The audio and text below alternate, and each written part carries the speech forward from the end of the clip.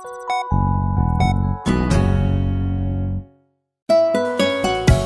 तक रेडियो सुनता है सारा जहां।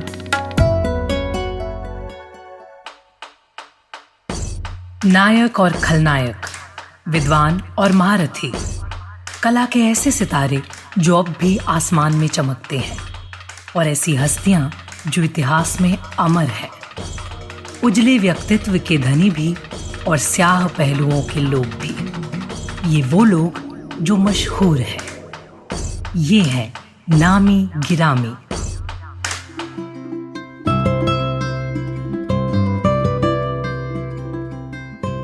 ये बात 16वीं शताब्दी के आखिरी दशकों की है, जब यूरोप में बहुत कुछ बदल रहा था। जो ज्ञान अब तक केवल मठ, चर्च और पादरियों के वर्चस्व वाले विश्वविद्यालयों में कैद था, अब वो बाहर सड़कों पर आम जनमानस के बीच पैर पसार रहा था। जोहान गुटेनबर्ग छपाई का आविष्कार कर ही चुके थे, लिहाजा पूरे यूरोप में सस्ती पुस्तकें और पर्चे मिलने लगे थे। धार्मिक साहित्य के अलावा भी अलग अलग तरह का साहित्य प्रकाशित होने लगा था। इस उथल पुथल के बीच साल आया 1564। यूरोप की दो अलग अलग जगहों पर दो अलग अलग लोगों की पैदाइश हुई। दोनों के रास्ते भी अलग अलग। एक ने पूरी उम्र गणित के समीकरणों को सुलझाने में जीवन झोंक दिया, तो दूसरे ने अंग्रेजी साहित्य को नई दिशा दी। दोनों को अपने अपने क्षेत्र का पितामह माना गया। एक को father of modern English literature कहा गया, तो दूसरे को father of modern science. Shakespeare का एक प्ले है किंग हेनरी IV। उन्होंने इस प्ले के एक दृश्य में जो लिखा वो दूसरे के जीवन की भूमिका बन गया।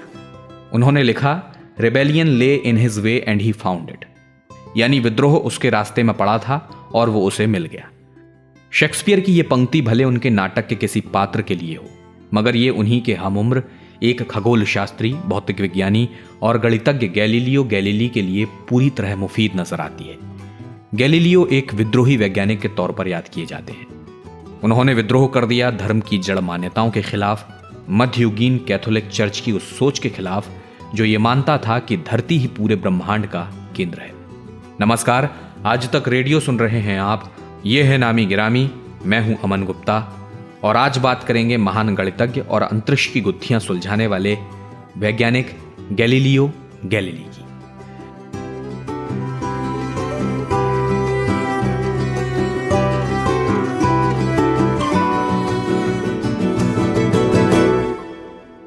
गैलीलियो का जन्म आज से करीब 450 साल पहले उत्तरी इटली के आर्नो नदी के किनारे एक ग्रामीण परिवेश पीसा में हुआ था। मां का नाम था गिउलिया डेग्ली अमानती और पिता का नाम विंसेजियो। 6 भाई बहनों का परिवार था। सबसे बड़े गैलीलियो थे और उनका नाम उन्हीं के पूर्वज डॉक्टर गैलीलियो बोनाइटी के नाम पर रखा गया था। बोनाइटी 15वीं सदी में एक प्रसिद्ध चिकित्सक हुए हैं और उन्होंने अपने जमाने में काफी नाम कमाया था। गैलीलियो के पिता विंसेजियो संगीतज्ञ थे, लिहाजा पिता से उन्हें संगीत का ज्ञान, संगीत में छिपा विज्ञान और तर्क करने की शक्ति विरासत में मिली। बड़े होकर गैलीलियो ने अपने प्रयोगों में इस सब का बखूबी इस्तेमाल किया। Government Holkar science college Indore से रिटायर्ड फिजिक्स के प्रोफेसर राम श्रीवास्तव बताते हैं, उसके पिता जो थे एक म्यूजिशियन थे और संगीतकार थे, और गैलीलियो ने बड़े होकर उनके साथ पहली मर्तबा जो पिच होता है, जो फ्रीक्वेंसी होती है, स्ट्रिंग में दबाव देकर वायोलिन और दूसरे उपकरणों में उन जो तार होते हैं धातु के, उन तारों को अगर खींच कर दबाव दिया जाए, गोल ऐड किया जाए, तो उनसे उनकी फ्रीक्वेंसी में क्या अंतर पड़ता है, पिच कैसे बदलता है। ये पहली बार वैज्ञानिक रूप से उसने जो संगीत को उनके पिता ने मिलकर उसका विज्ञान जाहिर किया था। इसके पहले पता नहीं था। जन्म से ही, खानदानी तौर से ही वो एक वैज्ञानिक थे, मैथमेटिशियन थे सबसे पहले तो, और उन्होंने बहुत सारी जो मान्यताएं थी, जैसे गति की समीकरणें निकाली। तो ऐसे चमत्कारिक प्रयोग करने वाले गैलीलियो के पिता ये चाहते थे कि उनका बेटा चिकित्सक बने, पर बने वे गणितज्ञ। मैथमेटिक्स से उन्हें इतना प्यार था कि वो कहते थे कि अगर कोई प्रकृति की भाषा होगी तो वो गणित ही होगी। आगे चलकर वे सिर्फ गणितज्ञ ही नहीं बल्कि दार्शनिक और आविष्कारक हुए। मगर यह ताज्जुब से कम नहीं है कि शुरुआत के दिनों में उनकी मां की इच्छा थी कि गैलीलियो की रुचि ऊन के व्यवसाय में जगाई जाए। ये इसलिए क्योंकि ऊन के व्यवसाय में उन दिनों काफी मुनाफा था। और गैलीलियो के कई रिश्तेदार इस पेशे में अच्छा कर रहे थे। बहरहाल कम उम्र में ही गैलीलियो अपने परिवार के साथ इटली के शहर पीसा से फ्लोरेंस आ गए। 12 साल की उम्र में गैलीलियो को औपचारिक शिक्षा के लिए एक मठ में भेजा गया। यहाँ की शिक्षा, शिक्षकों का जीवन व्यवहार गैलीलियो को बड़ा रास आया। वे पादरियों की तरह आचरण करने लगे। उनका आचरण पादरियों की तरह हो गया और उनके किशोर मन में पादरी बनने की इच्छा पनपने लगी। उनके पिता को यह कतई पसंद नहीं था कि बेटा धार्मिक तंत्र का हिस्सा बने। लिहाजा उन्होंने गैलीलियो को मठ से बुलवा लिया और फ्लोरेंस लाकर नए स्कूल में प्रवेश दिलवा दिया। अब गैलीलियो ज्यादातर समय घर पर ही रहते और उन पर ध्यान रखना आसान हो गया। वो दौर ऐसा था कि उस समय चिकित्सक के पेशे को सम्मान की नजरों से देखा जाता था, और न सिर्फ ये सम्मानित पेशा था बल्कि आर्थिक रूप से भी लाभदायक था। ऐसे में पिता की बात मानकर गैलीलियो 17 साल की उम्र में चिकित्सा शास्त्र के अध्ययन के लिए पीसा यूनिवर्सिटी पहुंच गए। लेकिन यहां उनके नक्शे कदम दूसरे छात्रों से जुदा थे। मठ में गैलीलियो ने जो लैटिन भाषा, धर्म संबंधी ज्ञान, गणित और तर्कशास्त्र का अध्ययन किया था, उससे उनकी चिंतन शक्ति बहुत प्रखर हो चुकी थी। चिकित्सा शास्त्र के दूसरे वर्ष में आते आते उनकी इस विषय में रुचि घटने लगी, क्योंकि बहुत सी चीजें यहां पुरानी समझ के आधार पर गढ़ी और सिखाई जा रही थी। मगर अब ये ना करें तो क्या करें, कुछ दूसरा भी तो होना चाहिए। सो एक दिन उन्हें वाजिब वजह मिल गई और वो थी गणित। गैलीलियो ने गणित की तरफ उन्मुख होने का फैसला किया। आज तक रेडियो में हमारे साथी कुलदीप मिश्र एक किस्सा सुनाते हैं। दरअसल हुआ क्या कि एक दिन गैलीलियो की जो है मुलाकात हुई। उस समय एक बड़े मैथमेटिशियन हुआ करते थे, ऑस्ट्रेलियो रिकी, उनसे। तो गैलीलियो एक मित्र से मिलने गए थे जो कि रिकी का व्याख्यान सुनने गया था। तो गैलीलियो ने अपने दोस्तों के साथ रिकी का व्याख्यान सुना। बचपन में गैलीलियो ने जो है अंक गणित की पढ़ाई की थी, उसको स्टडी किया था, और उसके बाद उन्होंने गणित एक तरह से छोड़ सा दिया था। लेकिन रिकी का व्याख्यान सुनने के बाद गैलीलियो के मन में मैथमेटिक्स के लिए रुचि जो है वो फिर से जग गई और वो नियमित रूप से जो है रिकी के व्याख्यानों में जाने लगे। तो जो मेडिकल साइंस की किताबें थीं उनके मुकाबले गैलीलियो का इंटरेस्ट हो गया यूक्लिड की जो ज्योमेट्री की किताबें थीं उनमें। और इस दिलचस्पी के कई कारण थे। जो ज्योमेट्री पे, ज्यामिति पर रिकी के व्याख्यान थे, उनसे गैलीलियो के मन में आकार स्वरूप आदि की धारणाएं जो हैं थोड़ी जल्दी बन गईं और जिज्ञासु मन हो गया उनका, और ज़्यादा जानने के लिए वो बेचैन हो उठे, उत्सुक हो उठे। तो गैलीलियो की गणित में प्रगति से रिकी भी अत्यंत प्रभावित हुए। 1583 की गर्मियों की छुट्टी में रिकी गैलीलियो और उनके परिवार से मिलने फ्लोरेंस वाले घर पर पहुंचे। बातचीत के दौरान उन्होंने गैलीलियो के पिता को यह सलाह दी कि गैलीलियो को चिकित्सा विज्ञान की जगह गणित का अध्ययन करना चाहिए, मगर उनके पिता का ध्यान दूसरी तरफ था। वे इस बात से वाकिफ थे कि उस समय चिकित्सक की तुलना में गणितज्ञ के लिए अवसर नहीं के बराबर थे।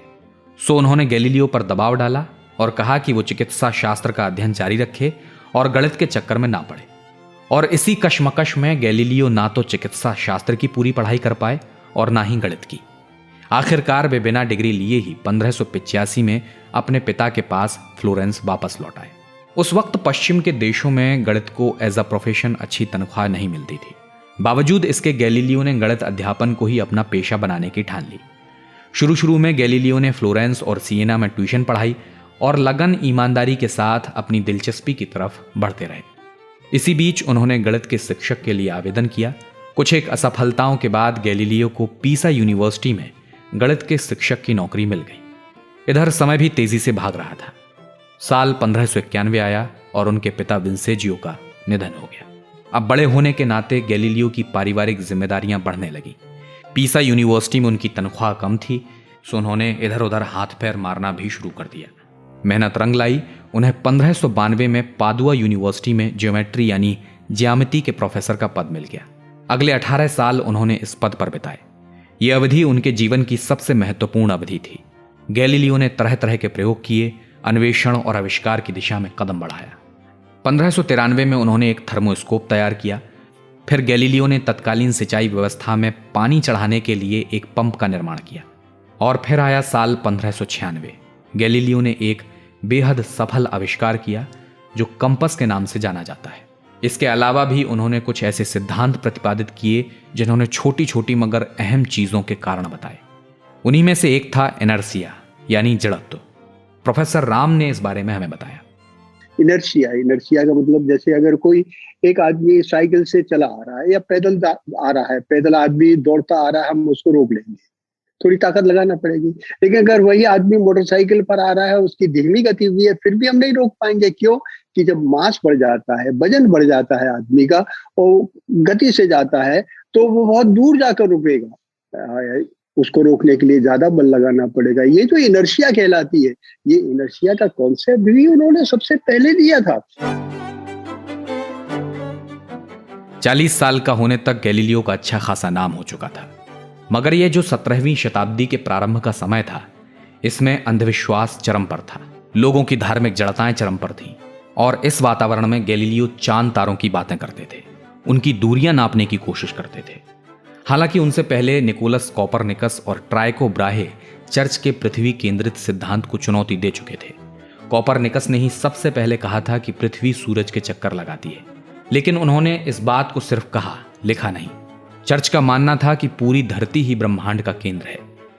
गैलीलियो ने कोपरनिकस की ही बात को आगे बढ़ाया और कहा कि धरती केंद्र नहीं है, धरती सूरज के चक्कर लगाती है।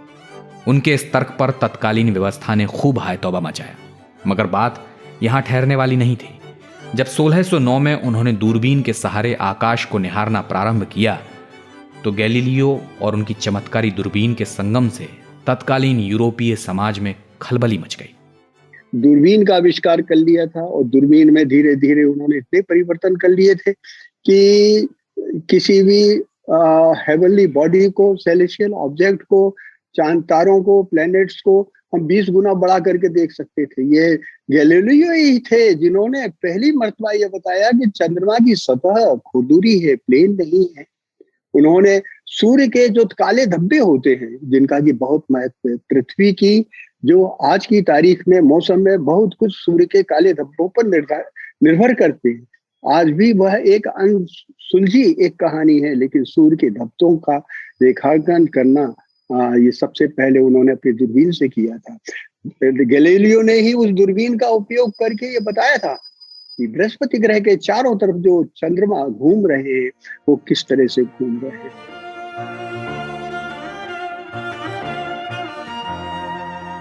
गैलीलियो की ये बातें धर्मसम्मत नहीं थी, और उस समय का धर्म ग्रीक फिलोसोफर अरस्तु की मान्यताओं और सिद्धांतों के इर्द गिर्द था।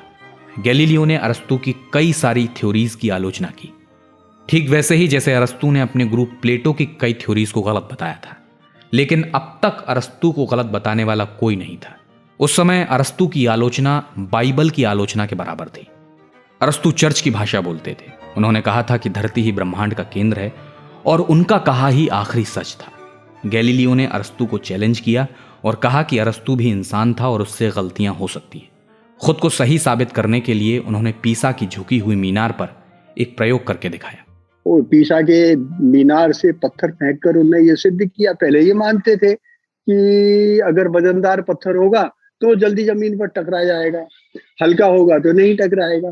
पहली मर्तबा पीसा में ही इनका जन्म हुआ था, इटली में, और उन्होंने पहली मर्तबा ये सिद्ध करके बताया था कि नहीं, जो गुरुत्वाकर्षण के कारण आकर्षण है उसकी उसने मैथमेटिकल समीकरण निकाली, v = u + ft, acceleration due to gravity का उपयोग करके, गति का v² = e² + 2fs, जो उसने बताया। ये सब फार्मूले जो निकाले थे, s = ut + ½ ft²। ये जो गणना है जो आज हम स्कूल में बच्चों को बताते हैं, ये सबसे पहले गैलीलियो ने निकाली थी। तो गैलीलियो के इस प्रयोग से लोग सोचने को मजबूर हुए। लेकिन ऐसा भी नहीं था कि गैलीलियो हर जगह सही थे। केपलर की थ्योरी थी कि समुद्र में आने वाले ज्वार चंद्रमा की वजह से आते हैं, लेकिन गैलीलियो ने कहा कि ऐसा धरती घूमने की वजह से होता है। गैलीलियो की ये बात बाद में गलत साबित हुई। गलतियां सबसे होती हैं, लेकिन उस दौर में इस तरह सोचना भी अद्भुत बात थी। ये बात गैलीलियो से ज्यादा उनके अनुमान की कहानी कहती है। प्रोफेसर राम बताते हैं कि 1604 में जब एक अद्भुत खगोलीय घटना घटी, तो इस घटना का गैलीलियो ने बिल्कुल अलग तरह से विश्लेषण किया। 1604 में जो एक खगोलीय घटना हुई थी, आश्चर्यजनक हुई थी। अचानक एक तारे में विस्फोट हुआ। वो इतना ज्यादा विस्फोट हुआ कि उसकी जो मैग्नीट्यूड थी -2.5 थी, और इतना प्रकाशवान था कि दिन में भी वह चमकता हुआ दिखता था और 3 हफ्ते तक दिखता रहा। यह गैलीलियो ही थे जिन्होंने पहली बार यह बताया कि ये एक सुपरनोवा है, उसका विस्फोट हो रहा है। ऐसे और भी सुपरनोवा देखे गए हैं। तो कहने का मतलब ये आधुनिक जो खगोल विज्ञान है, खगोल शास्त्र है, स्पेस साइंस है, एस्ट्रोनॉमी है, उसकी आधारशिला, मजबूत बुनियाद जो खगोल विज्ञान है उसका गैलीलियो से ही प्रारंभ होता है, जिन्होंने कि धर्म के कट्टर लोगों के विचारों से लोहा लेकर अपनी सही बात सामने रखाई। उन्होंने आधुनिक पश्चिमी विज्ञान की नींव धरातल को मजबूत किया।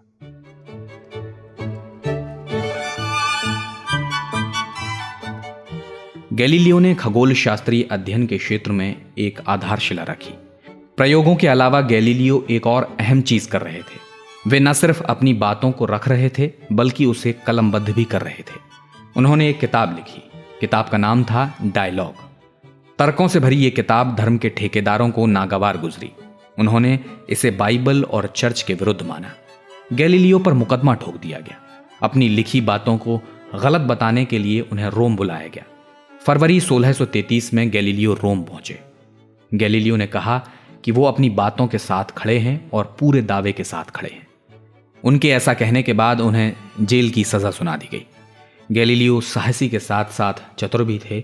जब तक चर्च से बचना संभव था तब तक बचते रहे। जब टकराव हुआ तब भी पूरी चतुराई दिखाई। अपने हर संसाधन, वक्तव्य, कला, ज्ञान, तर्क, व्यक्तिगत संबंधों, राजकीय पद, सबका उन्होंने उपयोग किया और अपनी बात को इस तरह मजबूती से रखा कि वो चर्च के अधिकारियों के दिलों में गहराती चली गई। पर उनका उद्देश्य शहादत का श्रेय लेना नहीं था।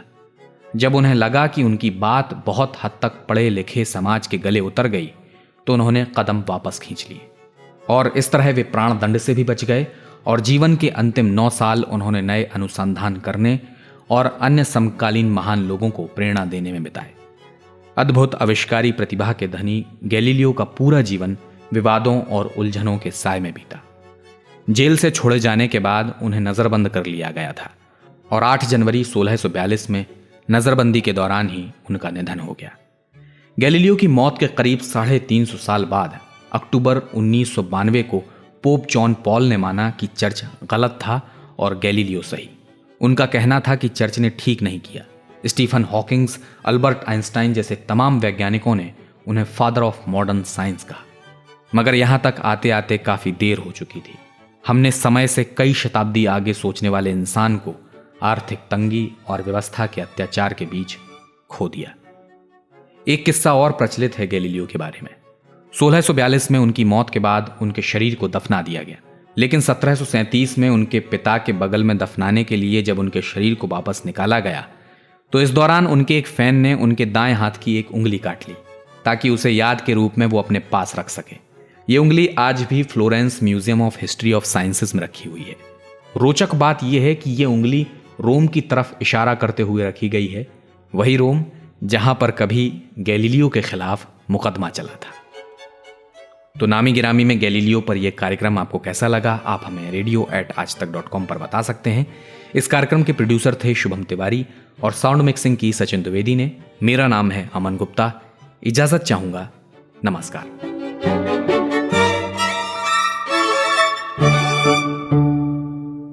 राम राम भाइयों, मैं हूं मनबीर भाटी, दल्लूपुरा नोएडा से। मौज आ गई आज तो, खजाना सुधारो मिल गया। आज हमने सुना है पॉडकास्ट आज तक रेडियो पे। खबर ऐसी सी बतावे मजा सा आ जा। तो मेरा तो भाई होगा मामला सेट। रोज नहाना है, धोना है और फिर लत्ते पहन के मुझे मोबाइल पे चलाना है आज तक रेडियो। मेरी शॉप पे अब बजेगा सिर्फ आज तक रेडियो। सुन के देखो, सारा जहां सुन रहा हो।